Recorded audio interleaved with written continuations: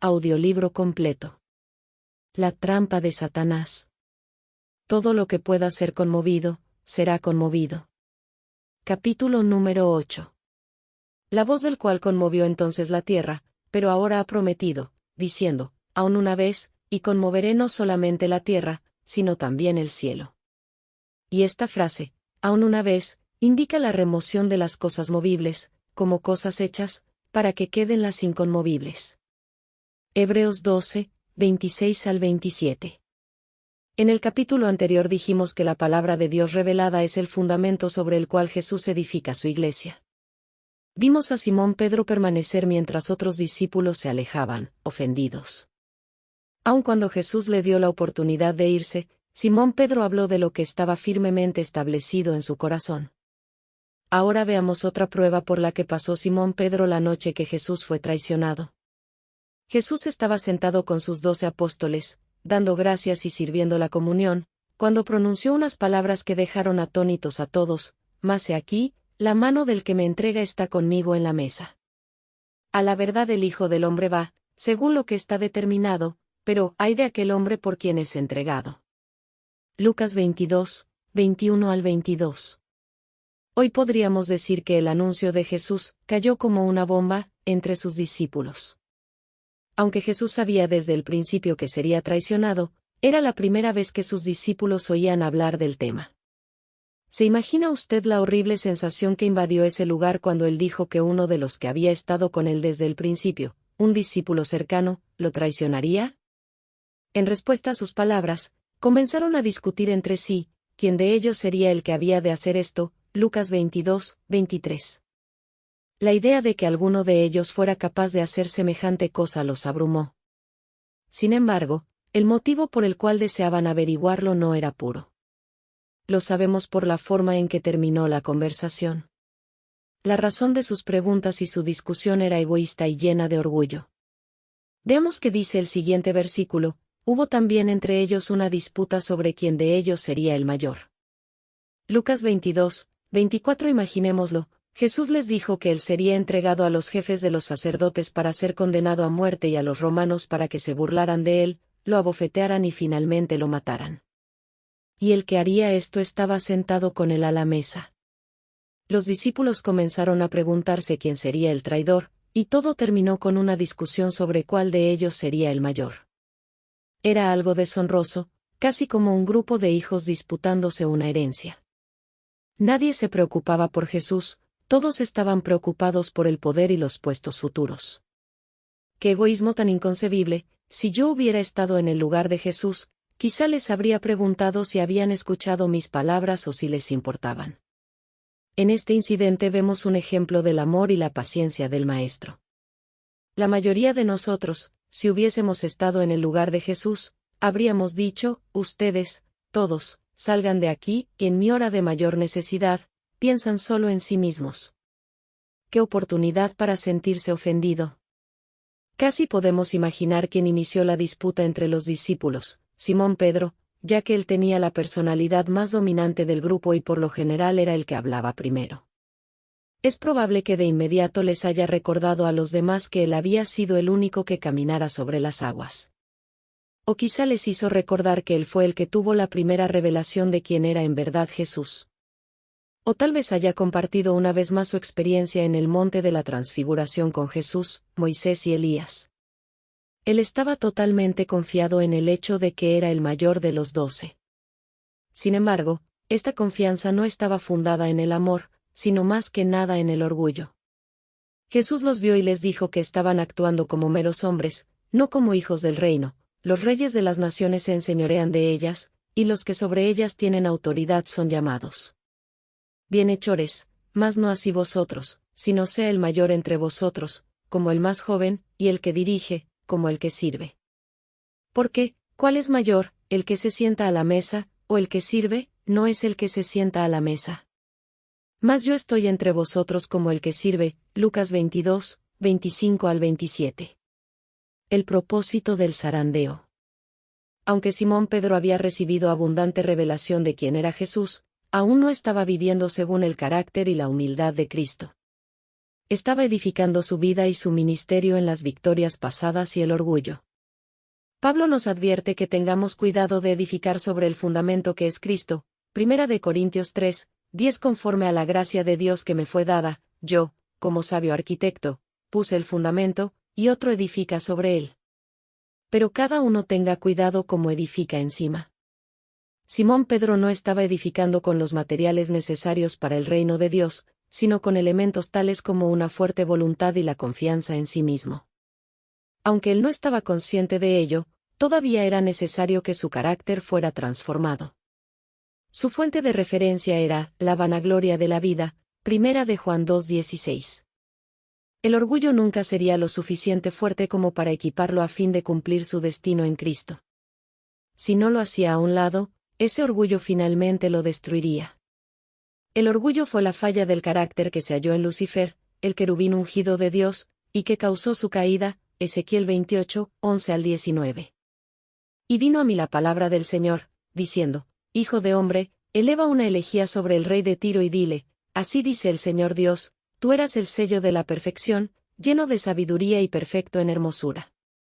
En el Edén estabas, en el huerto de Dios, toda piedra preciosa era tu vestidura, el rubí, el topacio y el diamante, el berilo, el ónice y el jaspe, el zafiro, la turquesa y la esmeralda, y el oro, la hechura de tus engastes y de tus encajes, estaba en ti. El día que fuiste creado fueron preparados. Tú, querubín protector de alas desplegadas, yo te puse allí. Estabas en el santo monte de Dios, andabas en medio de las piedras de fuego. Perfecto eras en tus caminos desde el día que fuiste creado hasta que la iniquidad se halló en ti. A causa de la abundancia de tu comercio, te llenaste de violencia, y pecaste. Yo, pues, te he expulsado por profano del monte de Dios, y te he eliminado, querubín protector, de en medio de las piedras de fuego. Se enalteció tu corazón a causa de tu hermosura, corrompiste tu sabiduría a causa de tu esplendor. Te arrojé en tierra, te puse delante de los reyes, para que vieran en ti un ejemplo. Por la multitud de tus iniquidades, por la injusticia de tu comercio, profanaste tus santuarios. Y yo he sacado fuego de en medio de ti, que te ha consumido, y te he reducido a ceniza sobre la tierra a los ojos de todos los que te miran. Todos los que entre los pueblos te conocen están asombrados de ti, te has convertido en terrores, y ya no serás más. Ahora veamos lo que Jesús le dijo a Simón Pedro. Dijo también el Señor: Simón, Simón, he aquí Satanás os ha pedido para zarandearos como a trigo. Lucas 22, 31. El orgullo había abierto las puertas para que el enemigo entrara y zarandeara a Simón Pedro. La palabra, zarandearos, es una traducción de la palabra griega siniaso, la cual significa zarandear, sacudir en un tamiz, figurativamente, por una agitación interna, probar la fe de una persona hasta que esté a punto de caer. Ahora bien, si Jesús hubiera tenido la misma mentalidad que muchos tienen en la iglesia, habría dicho: oremos, muchachos, y atemos este ataque del enemigo, no dejaremos que Satanás les haga esto. No obstante, veamos lo que dice: pero yo he rogado por ti, que tu fe no falte, y tú, una vez vuelto, confirma a tus hermanos. Lucas 22, 32. Jesús no oró para que Simón Pedro escapara a este intenso zarandeo que podría hacerlo caer. Él oró para que su fe no fallara en el proceso. Jesús sabía que de esta prueba surgiría un nuevo carácter, el que Simón Pedro necesitaba para cumplir con su destino y fortalecer a sus hermanos. Satanás había solicitado permiso para zarandear a Simón Pedro con tanta fuerza que perdiera su fe. La intención del enemigo era destruir a este hombre de gran potencial, que había recibido tanta revelación. Sin embargo, Dios tenía un propósito diferente para esa prueba, y, como siempre, Dios le gana la delantera al diablo. Él permitió que el enemigo hiciera esto para lograr que Simón Pedro se desprendiera de todo lo que necesitaba ser removido. Dios le mostró a mi esposa, Lisa, 5 propósitos para zarandear o sacudir un objeto. 1. Acercarlo a su fundamento. 2. Quitar lo que está muerto. 3. Cosechar lo que está maduro. 4. Despertarlo. 5. Unificar o mezclar todo de modo que ya no pueda separarse. Cualquier proceso mental o actitud del corazón que esté arraigado en el orgullo o el egoísmo será purgado. como resultado de esta terrible sacudida, toda la confianza que Simón Pedro tenía en sí mismo desaparecería, permaneciendo solo el cimiento estable de Dios. Pedro despertaría y descubriría cuál era su verdadera condición, las cosas muertas serían quitadas y el fruto maduro cosechado, lo cual lo acercaría al fundamento verdadero. Ya no funcionaría independientemente, sino que sería dependiente del Señor. Pedro respondió con osadía a las palabras de Jesús: Señor, estoy listo para ir contigo a la prisión o a la muerte. Esta afirmación no partía del espíritu sino de su propia autoconfianza. No podía presagiar cuán duramente sería sacudido. Judas y Simón. Algunos creen que Pedro era un charlatán y un cobarde. No obstante, en el huerto, cuando los guardias del templo fueron a arrestar a Jesús, él desenvainó su espada y atacó al siervo del sumo sacerdote, cortándole la oreja derecha. Juan 18:10. Entonces Simón Pedro, que tenía una espada, la sacó e hirió al siervo del sumo sacerdote, y le cortó la oreja derecha. El siervo se llamaba Malco. No muchos cobardes atacarían cuando están rodeados de soldados enemigos que los superan ampliamente en número. Así que Pedro era fuerte, pero su fortaleza estaba en su propia personalidad, no en la humildad de Dios, ya que aún no había comenzado el zarandeo. Sucedió tal como Jesús lo predijera. El mismo Simón Pedro, fuerte y valiente, que estaba listo para morir por Jesús blandiendo su espada en un huerto lleno de soldados, fue confrontado por una joven criada, y se sintió tan intimidado que hasta negó a Jesús. Algunos creen que son las grandes cosas las que hacen tambalear a un hombre. Sin embargo, muchas veces son las más pequeñas las que más nos sacuden. Esto nos muestra cuán inútil es la confianza en nosotros mismos. Luego, Pedro negó a Jesús 2 veces más. Inmediatamente después, el gallo cantó, y Pedro salió y lloró amargamente. Toda su confianza en sí mismo había sido sacudida y creía que jamás podría recuperarse. Lo único que le quedaba, aunque él mismo no fuera consciente de ello, era lo que el Espíritu le había revelado. Simón Pedro y Judas eran similares en muchas cosas, incluyendo el hecho de que ambos rechazaron a Jesús en esos últimos días cruciales de su vida. No obstante, había entre ellos una diferencia fundamental. Judas jamás anheló conocer a Jesús como Simón. Judas no había establecido su fundamento en él. Al parecer amaba a Jesús, ya que había dejado todo por seguirle, viajó con él constantemente y soportó la furia de la persecución. Echaba fuera demonios, sanaba a los enfermos y predicaba el Evangelio. Recordemos que Jesús envió a los 12 a predicar, sanar y liberar, no a los 11. Con todo, sus sacrificios no eran motivados por su amor hacia Jesús ni por la revelación de quién era él. Judas tenía sus propios planes desde el principio. Nunca se arrepintió de sus motivos egoístas. Su carácter se revela en algunas cosas que dijo, como: ¿qué me queréis dar, y yo? Mateo 26:14. Él mintió y aduló para sacar provecho, Mateo 26:25.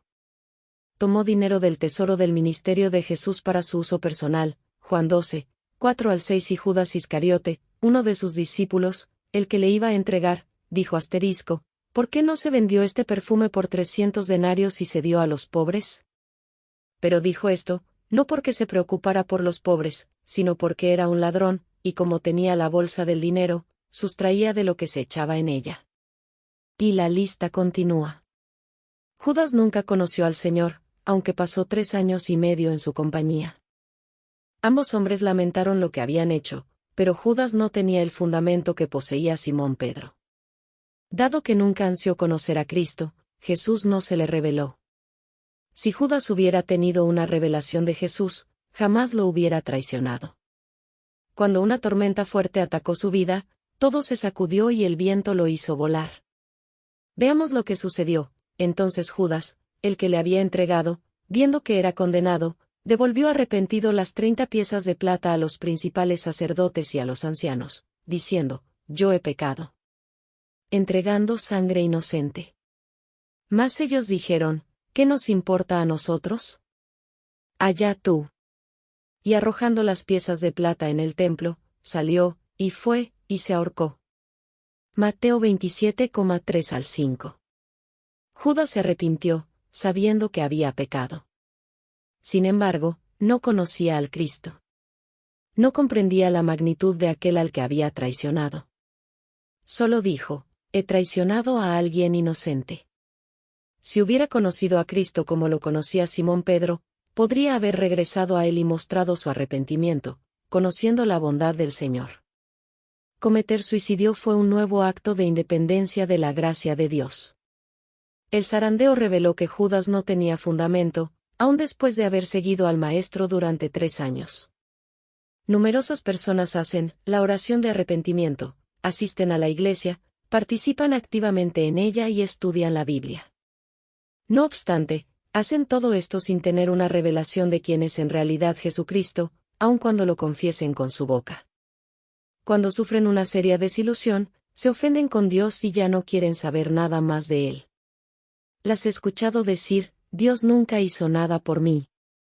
Probé el cristianismo, pero mi vida fue aún peor que antes. O exclamar, oré, y le pedí a Dios que hiciera esto, y no lo hizo. Estos individuos nunca le entregaron su vida a Jesús, sino que trataron de acercarse a Él a fin de obtener beneficios para sí mismos. Le sirvieron por lo que Él podía darles. Se ofendieron fácilmente.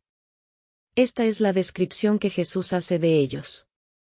Estos son asimismo los que fueron sembrados en pedregales, los que cuando han oído la palabra, al momento la reciben con gozo, pero no tienen raíz en sí, sino que son de corta duración, porque cuando viene la tribulación o la persecución por causa de la palabra, luego tropiezan. Marcos 4, 16 al 17. Observemos que dice que se ofendieron fácilmente porque no tenían fundamento. ¿Dónde debemos echar raíces?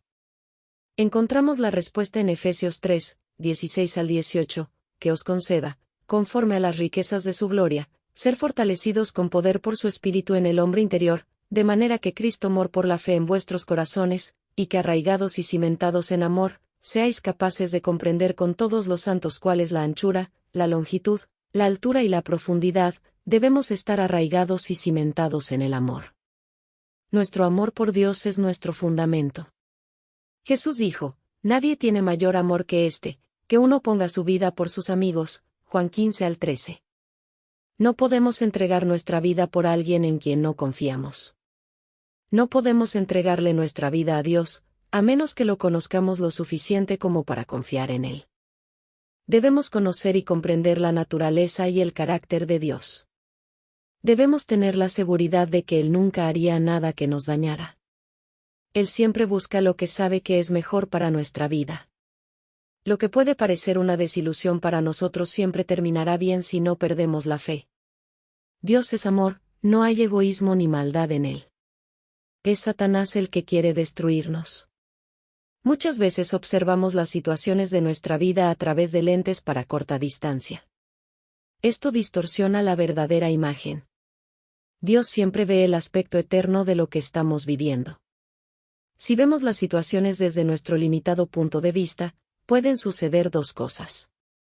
Primero, en medio del proceso de purificación al que Dios nos somete, podemos ser presa fácil de la ofensa, ya sea con Dios o alguno de sus siervos.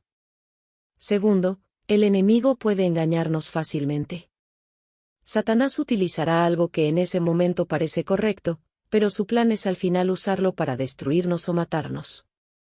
Cuando estamos firmes en nuestra confianza en Dios, nada puede movernos del cuidado del Padre. No sucumbiremos a la tentación de cuidarnos nosotros mismos. Depender del carácter de Dios. Una forma en que el enemigo intenta apartarnos de la confianza en Dios es pervirtiendo el modo en que percibimos el carácter divino. Ya lo hizo en el huerto del Edén, cuando le preguntó a Eva, ¿con qué Dios os ha dicho, no comáis de todo árbol del huerto? Génesis 3, 1, énfasis añadido. Él cambió el mandamiento de Dios para poder atacarlo y distorsionar su carácter. Dios había dicho, de todo árbol del huerto podrás comer, mas del árbol de la ciencia, del bien y del mal no comerás, porque el día que de él comieres, ciertamente morirás. Génesis 2, 16 al 17. Básicamente, la serpiente estaba diciendo, Dios está negándote todo lo que es bueno para ti. No obstante, el énfasis de Dios era, puedes comer de todo, excepto, el Señor le había dado a la humanidad todo el huerto para disfrutarlo y todas las frutas para comerlas, con excepción de una sola. La serpiente estaba distorsionando la forma en que la mujer veía a Dios, diciéndole, en realidad, Dios no se interesa por ti, ¿qué es lo bueno que Él te está negando? Seguramente no te ama tanto como tú pensabas, no debe de ser un buen Dios. La mujer fue engañada y creyó la mentira sobre el carácter divino. El deseo de pecar surgió porque la palabra de Dios ya no significaba amor, sino ley. Y el poder del pecado, la ley, 1 Corintios 15:56. El enemigo opera todavía de la misma forma hoy. Pervierte el carácter de Dios Padre a los ojos de sus hijos. Todos hemos tenido autoridades sobre nosotros, tales como padres, maestros, jefes o gobernantes que han sido egoístas y faltos de amor. Dado que son figuras de autoridad, es fácil proyectar su naturaleza sobre el carácter de Dios, ya que Él es la autoridad suprema. El enemigo ha distorsionado magistralmente el carácter del Padre, pervirtiendo nuestra visión de los padres terrenales. Dios dice que, antes de que Jesús regrese, los corazones de los padres se volverán a sus hijos, Malaquías 4:6. Él hará volver el corazón de los padres hacia los hijos, y el corazón de los hijos hacia los padres, no sea que venga yo y hiera la tierra con maldición. Su carácter o naturaleza será visto en sus líderes, lo cual será un canal de sanidad para muchos. Cuando sabemos que Dios jamás haría algo para dañarnos o destruirnos, y que todo lo que hace o no hace en nuestras vidas es lo mejor para nosotros, nos entregamos totalmente a Él. Entonces entregamos con gozo nuestra vida por el Maestro. Si nos hemos entregado por completo a Jesús y estamos bajo su cuidado, no podemos ofendernos, porque no somos nuestros. Los que se sienten heridos o decepcionados son los que han venido a Jesús por lo que puede hacer por ellos, no por quién es Él. Cuando tenemos esa actitud, nos desilusionamos con facilidad. El hecho de estar centrados en nosotros mismos hace que tengamos una vista muy corta. No podemos ver las circunstancias inmediatas con los ojos de la fe. Cuando nuestra vida está verdaderamente perdida en Cristo, conocemos su carácter y compartimos su gozo. Nada puede sacudirnos ni hundirnos. Es fácil ofendernos cuando juzgamos basándonos en lo que nos rodea y nuestras circunstancias naturales. Esto no es ver con los ojos del Espíritu. Con frecuencia Dios no me contesta de la forma ni en el lapso de tiempo que creo que es absolutamente necesario. Sin embargo, cuando miro atrás, cada vez puedo comprender y reconocer su sabiduría. Algunas veces nuestros hijos no comprenden nuestros métodos ni la lógica que esconde el proceso de formación que tenemos para ellos. Tratamos de darles explicaciones a nuestros hijos mayores para que puedan beneficiarse con esa sabiduría. No obstante, algunas veces no comprenden ni están de acuerdo porque son inmaduros aún, más tarde entenderán. O quizá nuestro motivo sea probar su obediencia, su amor, su madurez. Lo mismo sucede con nuestro Padre que está en los cielos. En estas situaciones, la fe dice, confío en ti, aunque no comprendo.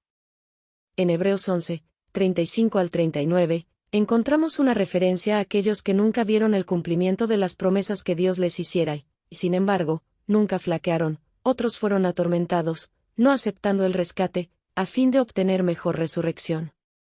Otros experimentaron vituperios y azotes, y a más de esto prisiones y cárceles. Fueron apedreados, aserrados, puestos a prueba, muertos a filo de espada, anduvieron de acá para allá, cubiertos de pieles de ovejas y de cabras, pobres, angustiados, maltratados, de los cuales el mundo no era digno, errando por los desiertos, por los montes, por las cuevas y por las cavernas de la tierra. Y todos estos, aunque alcanzaron buen testimonio mediante la fe, no recibieron lo prometido, énfasis añadido. Ellos habían decidido que Dios era lo único que deseaban, sin importar cuál fuera el costo. Creyeron en Él aun cuando murieron sin ver el cumplimiento de las promesas. Nada podía ofenderlos, estamos arraigados y cimentados cuando tenemos este intenso amor y esta sólida confianza en Dios. Ninguna tormenta, por fuerte que sea, puede conmovernos. Esto no proviene de una fuerza de voluntad o una personalidad firme. Es un don de gracia dado a todos aquellos que ponen su confianza en Dios y se despojan de la confianza en sí mismos. Sin embargo, para entregarnos con total abandono debemos conocer a aquel que tiene nuestras vidas en sus manos. Dios da gracia a los humildes. Simón Pedro ya no podía jactarse de ser grande. Había perdido su confianza natural. Veía con toda claridad la futilidad de su tremenda fuerza de voluntad. Había sido humillado. Ahora era un candidato perfecto para la gracia de Dios. Dios da gracia a los humildes. La humildad es el requisito previo. Esta era una lección que estaba marcada a fuego en la conciencia de Pedro cuando la escribió en su epístola: Dios resiste a los soberbios, y da gracia a los humildes. Primera de Pedro 5:5. Pedro había sido zarandeado casi hasta el punto de caer. Sabemos esto por el mensaje que el ángel del Señor le dio a María Magdalena en la tumba: pero decid a sus discípulos, y a Pedro, que él va delante de vosotros a Galilea, allí le veréis, como os dijo. Marcos 16:7. El ángel tuvo que señalarlo de una forma especial. Pedro estaba a punto de naufragar, pero continuaba teniendo su fundamento en Dios. No sería removido por esa sacudida, saldría fortalecido. Jesús no solo perdonó a Pedro, sino que lo restauró. Ahora que había sido zarandeado, estaba listo para convertirse en una de las figuras centrales de la Iglesia. Predicó valerosamente la resurrección de Cristo ante los mismos responsables de su crucifixión. Enfrentó al concilio, no a una joven criada. Permaneció de pie ante ellos con gran autoridad y valentía. La historia nos dice que Pedro fue crucificado cabeza abajo luego de muchos años de fiel servicio. Él insistió en que era indigno de morir de la misma forma que su Señor, por lo que lo colocaron cabeza abajo. Ya no tenía temor. Era una piedra edificada sobre el sólido fundamento de la roca. Las pruebas de la vida dejan al descubierto lo que tenemos en el corazón, ya sea una ofensa con Dios u otras personas. Ellas pueden hacernos más fuertes o amargar nuestra relación con Dios y nuestros pares. Si pasamos la prueba, nuestras raíces se hundirán más profundamente, estabilizándonos y consolidando nuestro futuro. Si fallamos, nos ofendemos, lo cual puede llevar a que la amargura nos contamine. Señor, yo te he servido, ¿por qué entonces? Cuando yo era pastor, en el grupo juvenil había un jovencito de 14 años muy vivaz y respetado por sus amigos y líderes. Era un buen alumno y excelente deportista. Celoso de las cosas de Dios, el joven servía con fidelidad y se ofrecía como voluntario para cualquier proyecto. Hizo un viaje misionero con nosotros, testificándoles prácticamente a todas las personas que encontró. En un momento de su vida llegó a pasar 4 horas diarias en oración. Escuchaba muchas cosas del Señor y las compartía con los demás. Lo que compartía siempre era de bendición. Reconocía que tenía el llamado al ministerio y deseaba ser pastor, aunque aún no había cumplido 20 años. Parecía ser una roca inamovible.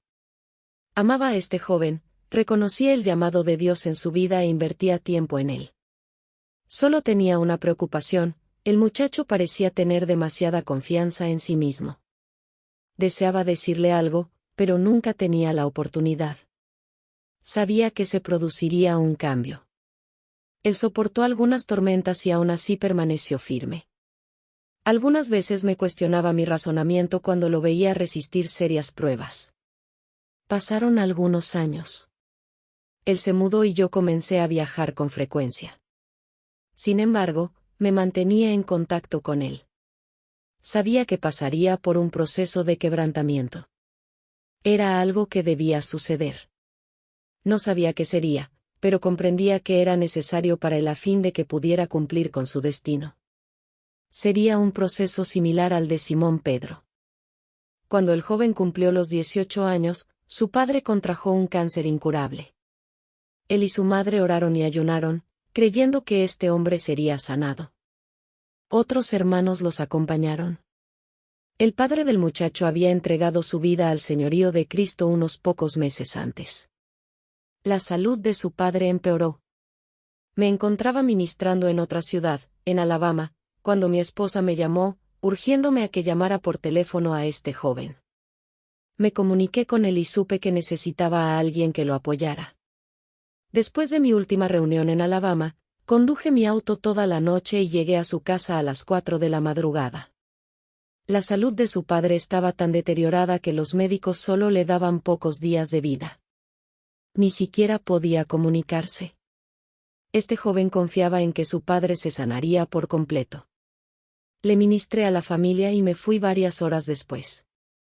A la mañana siguiente recibimos un llamado diciendo que las cosas estaban peor. Lisa y yo oramos de inmediato. Mientras lo hacíamos, el Señor le dio a mi esposa una visión de Jesús, de pie junto a la cama de este hombre, listo para llevárselo con él. 30 minutos después, el joven llamó y nos dijo que su padre había fallecido. Parecía el mismo joven fuerte de siempre. No obstante, este era solo el comienzo. Esa noche él llamó a algunos de sus amigos más cercanos para contarles que su padre había muerto. Cuando ellos contestaron el teléfono, estaban llorando. El joven se preguntaba cómo se habían enterado de la muerte de su padre. Sin embargo, no lo sabían. Estaban llorando porque uno de sus mejores amigos había muerto en un accidente. En un mismo día, este muchacho perdió a su padre y a un amigo muy cercano. Había comenzado el zarandeo. El joven se sentía frustrado, sorprendido, incapaz de reaccionar. La presencia de Dios parecía eludirlo. Un mes después, cuando iba a su casa en el auto, este muchacho pasó por un lugar en el que acababa de producirse un accidente. Se detuvo, ya que había recibido entrenamiento para primeros auxilios y podía ayudar. Los ocupantes de ambos autos eran amigos suyos. 2 de ellos murieron en sus brazos mientras él intentaba ayudarlos. Mi joven amigo había alcanzado su límite. Pasó 3 horas en el bosque, orando y clamando a Dios: ¿Dónde estás? Dijiste que serías mi consolador, pero no tengo consuelo. Parecía que Dios le hubiera dado la espalda. No obstante, esta era en realidad la primera vez que sus propias fuerzas le fallaban. Se enojó con Dios. ¿Por qué había permitido esto?